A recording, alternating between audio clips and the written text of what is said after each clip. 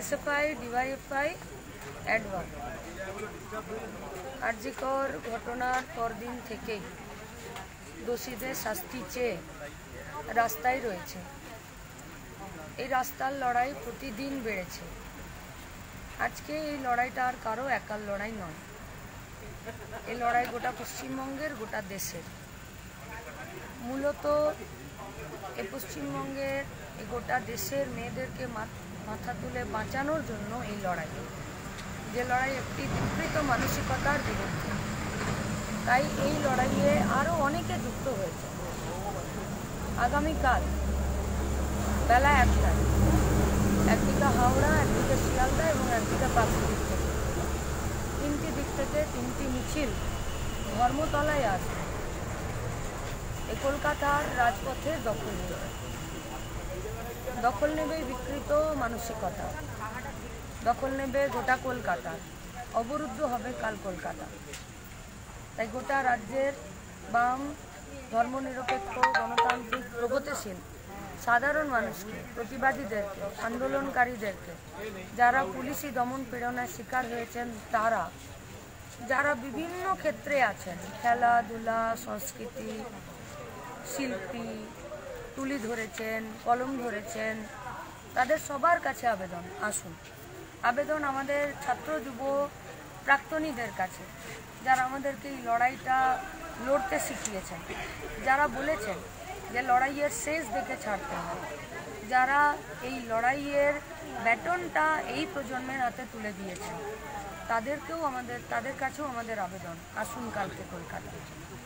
আমরা জানি অনেক রকমের সমস্যা হতে পারে, প্রাকৃতিক সমস্যা হতে পারে,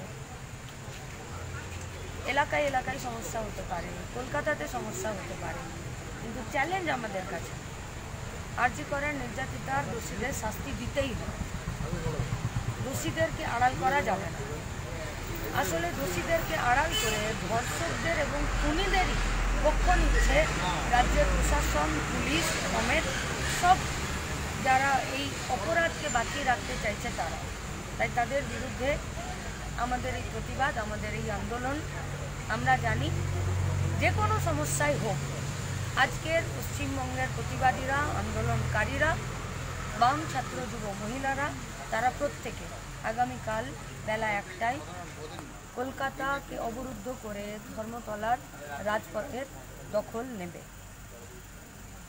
আমরা একথা স্পষ্ট করে বলতে চাইছি যে বাংলার মেয়েরা আজকে বিপদে, আতঙ্কে এবং শোকে আছে, যন্ত্রণায় আছে, দুঃখে আছে। তাই বাংলার মেয়েদেরকে মাথা তুলে বাঁচতে দেওয়ার জন্য, তাদেরকে মানুষ হিসাবে নিজেদের পায়ে দাঁড় করানোর জন্য এবং তাদের আত্মসম্মান নিয়ে মানুষ হিসাবে বেঁচে থাকার জন্য আগামীকালের আন্দোলন আমাদের গোটা রাজ্যের কাছে, স্বাধীন চেতনা সম্পন্ন, শুভবুদ্ধি সম্পন্ন গণতান্ত্রিক মানুষের কাছে আমাদের আবেদন, এই লড়াইটা আপনার।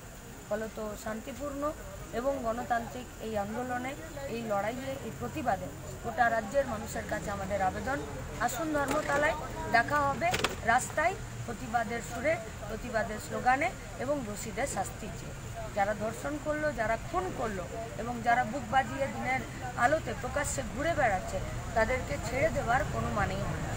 তাই ধর্ষকদের এবং দোষীদের, খুনিদের শাস্তির দাবিতে আগামীকাল বেলা 1টায় ধর্মতলা চত্বরে সাধারণ মানুষের সাথে, বাম ছাত্র যুব মহিলাদের সাথে, প্রতিবাদীদের সাথে, আন্দোলনকারীদের সাথে, প্রাক্তনীদের সাথে, শিল্পী, ক্রীড়াপ্রেমী, ডাক্তার, প্রফেসর, সমস্ত সাধারণ মানুষের সাথে দেখা